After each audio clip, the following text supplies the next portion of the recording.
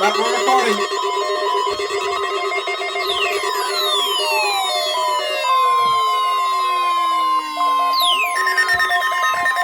Required weekly test. The preceding signal was a test of the NOAA radio Alright, public warning there goes system. Melbourne at Specially 6:04. built receivers are activated by the signal to warn of severe weather or other hazards. I don't know, Tests when are I normally tried to conducted start each recording, my Wednesday phone between just... 11 a.m. and noon, and again Yeah. between 6 and 8 p.m. If severe weather is expected on Wednesday, the test will be postponed until the next day, weather permitting. Get out of the way, water bottle. Reception of this broadcast, and especially the warning signals, can vary at any given location.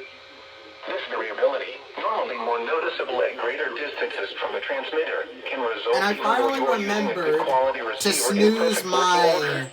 Pro Warning Full alarm 5 tones before are after activated on 1050 transmitters for hertz. counties where the signal is reliably received in sufficient strength for consistent and Melbourne wins dependable every service. time.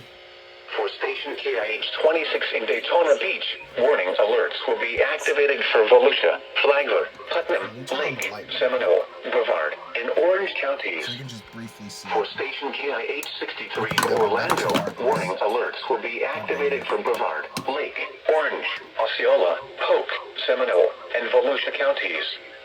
For station WXJ70 in Melbourne, warning alerts will be activated for Brevard, Indian River, Orange, and Osceola counties.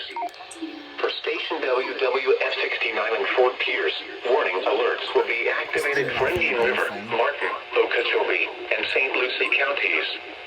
This has been a test of the NOAA radio public warning system. We now return to the regular broadcast program.